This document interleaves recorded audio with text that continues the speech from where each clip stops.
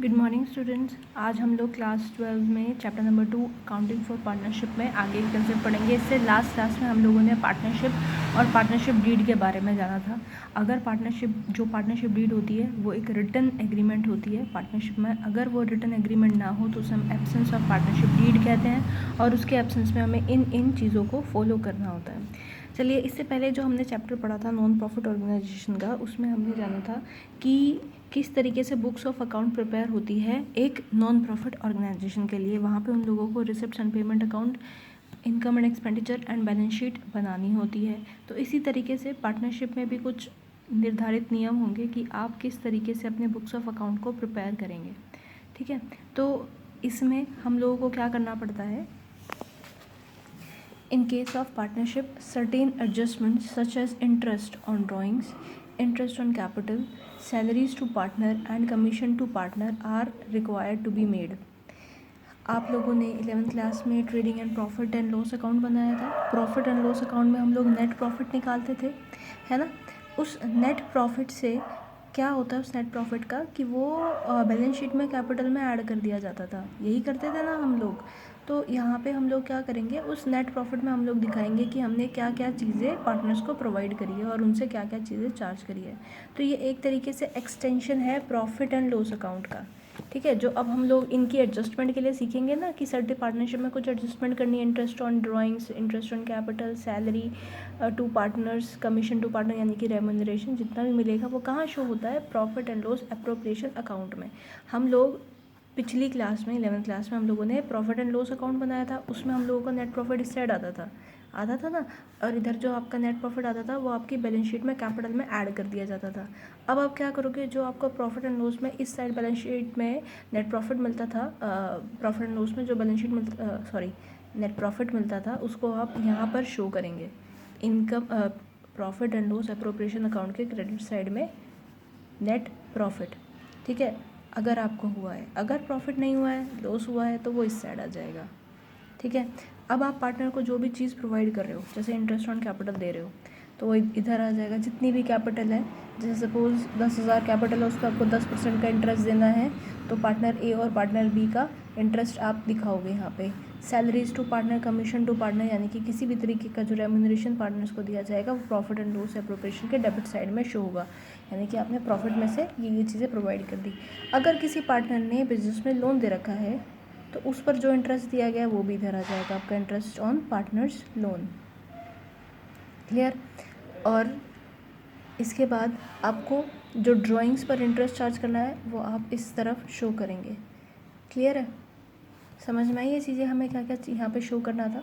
तो आज की क्लास में हम लोग इंटरेस्ट ऑन ड्राइंग किस तरीके से दिया जाता है उसके बारे में जानेंगे।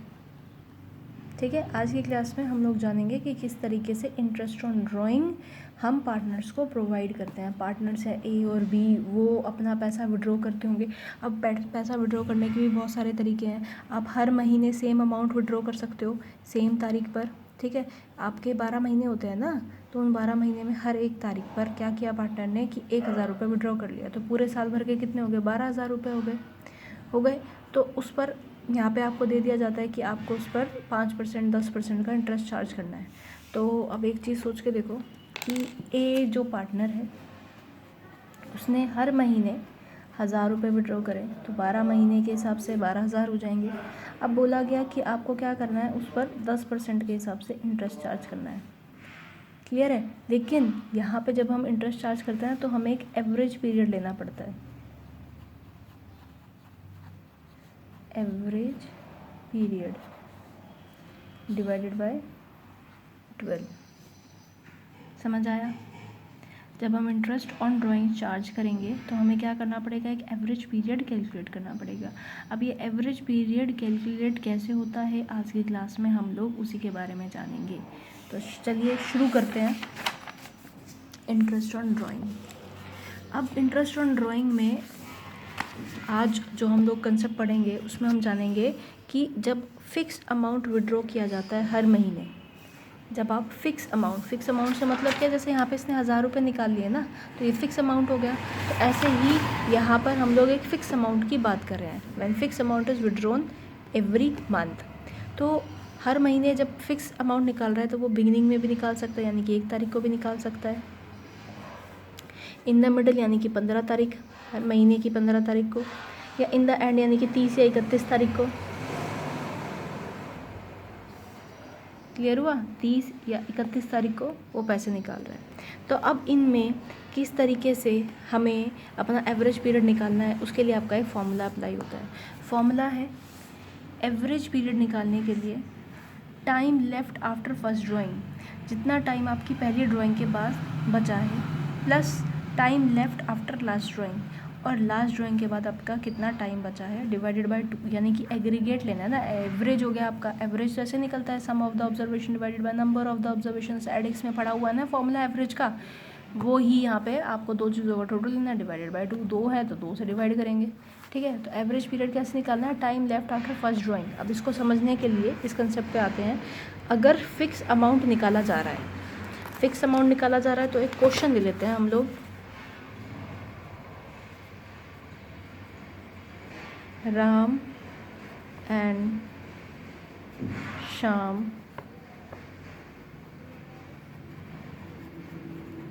Withdraw ₹1000 and ₹500 respectively in the beginning of every month। ठीक है, राम एंड श्याम 1000 और 500 रुपये रिस्पेक्टिवली निकाल रहे हैं हर महीने के बिगनिंग को।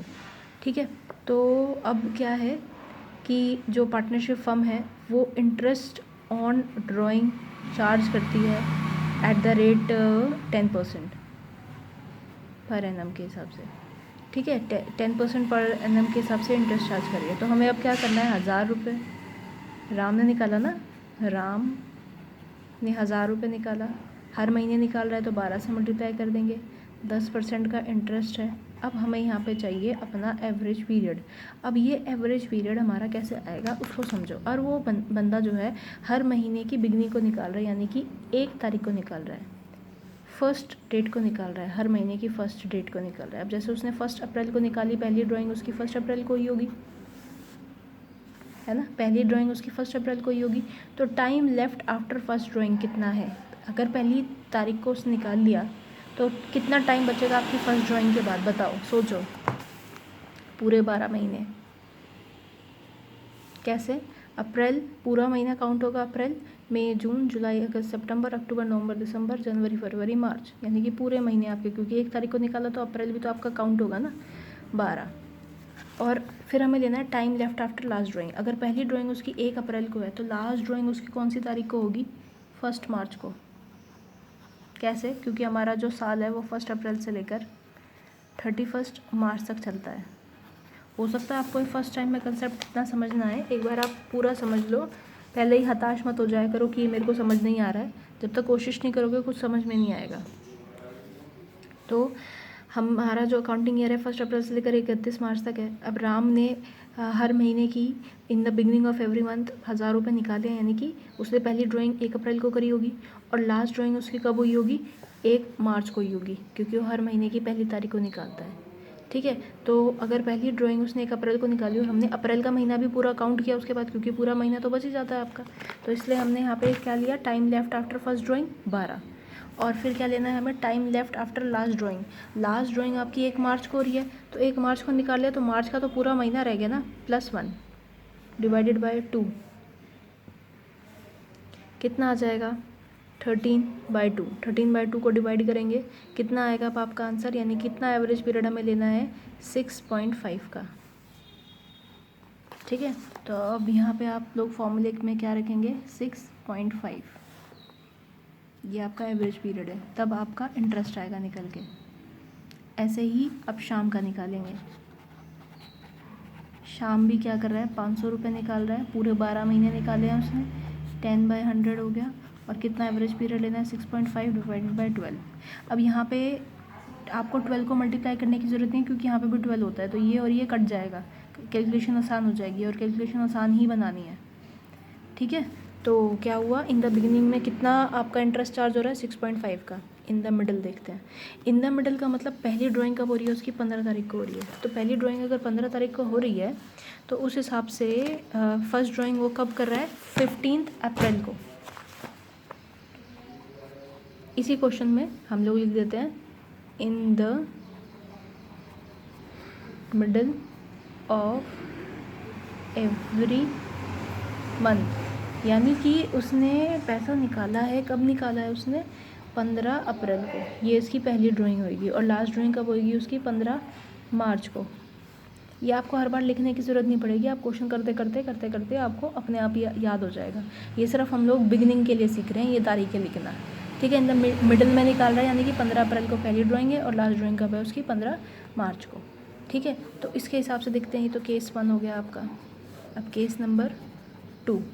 अब उसने 1000 रुपये निकाले हैं 12 महीने में 10% इंटरेस्ट रेट पर। आपका कितना एवरेज पीरियड आपको कैलकुलेट करना है। अब उसने पहला पैसा कब निकाला है, 15 अप्रैल को निकाला है, यानी कि ये जो आप महीने कैलकुलेट कर रहे हो इसमें आपका आधा महीना जा चुका है, आधा महीना तो बचा हुआ है ना। तो फर्स्ट ड्राइंग के बाद आपका कितना टाइम पीरियड रह गया, 11.5 मंथ्स का। कैसे, 11 महीने तो पूरे और अप्रैल का आधा, 15 तारीख के बाद तो आधा महीना रह जाएगा ना, 16 से 30 तारीख का 15 दिन तो हो गए ना, तो 11.5। और लास्ट ड्राइंग उसने कब करी है, 15 मार्च को करी है। 15 मार्च को अगर लास्ट ड्राइंग हुई है तो उसके बाद भी उसका कितना टाइम पीरियड रह गया, आधा महीना तो मार्च का भी रह गया, तो plus 0.5 divided by 2। In the middle का मतलब है 15 तारीख को विड्रॉ करना। 15 तारीख को विड्रॉ किया, यानी कि अप्रैल की फर्स्ट 15 तारीख को विड्रॉ कर लिया, तो आधा महीना अप्रैल का रह गया। और आधा महीना आपका लास्ट ड्राइंग, यानी कि time left after last drawing, यानी 15 मार्च को जब विड्रॉ कर लिया तो आधा महीना इसका रह गया, इसलिए उसको 0.5 यानी कि आधा आधा ले लिया। तो 11.5 प्लस 0.5 डिवाइड बाई 2 कितना आ जाएगा, 12/2। कितना टाइम पीरियड हो गया इसका, 6। तो यानी कि आप यहाँ पे एवरेज पीरियड लोगे 6 का, ठीक है। और इसको आसानी से आप कैलकुलेट कर सकते हो, 12 से 12 ये कट हो जाएगा, आपकी ज़ीरोस चली गई, तो कितना आ गया आपका 600 का आपका इस पर इंटरेस्ट लग रहा है। Easy calculation. और ज़्यादातर आपका जो ये 6% वाला क्वेश्चन आता है, सिर्फ 6 एवरेज पीरियड वाला, ठीक है। लास्ट,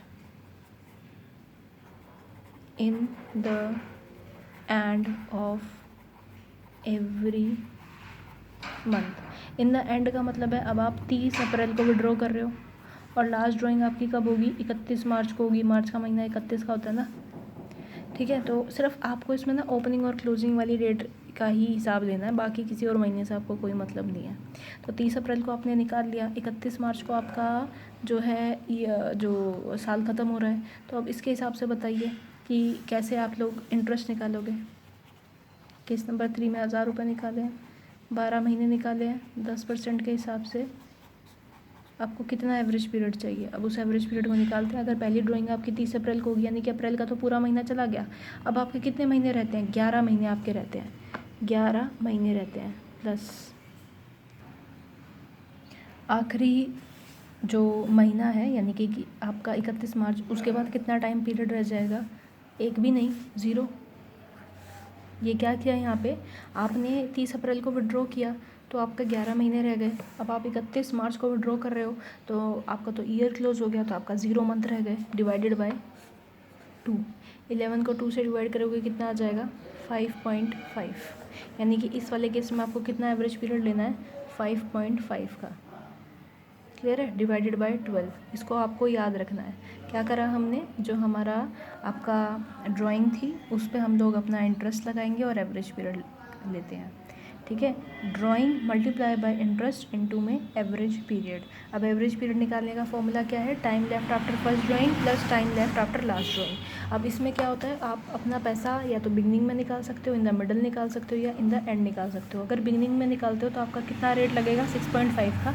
इन द मिडल में लगाते हो तो कितना रेट लगेगा, 6 का। और इन द एंड में अगर आप विड्रॉ कर रहे हो तो आपका एवरेज पीरियड कितना होगा, 5.5 का। अब आप चाहो तो आप ये चीज़ याद कर सकते हो, या अगर आपको ये चीज़ याद नहीं होती, कभी भी एग्ज़ाम में आप भूल जाते हो, तो आप इसे ऐसे कैलकुलेट कर सकते हो, ठीक है। तो आपको क्या याद रखना है कि अगर इन द बिगनिंग में आप पैसा निकाल रहे हो, ठीक है, तो उसमें आपको कितना एवरेज पीरियड लेना है। बिगनिंग में आपको लेना होता है 6.5 का, in the middle of every month में आपको लेना होता है 6 का, और in the end of every month में आपको लेना होता है 5.5 का। इसको याद रखना, समझ आया?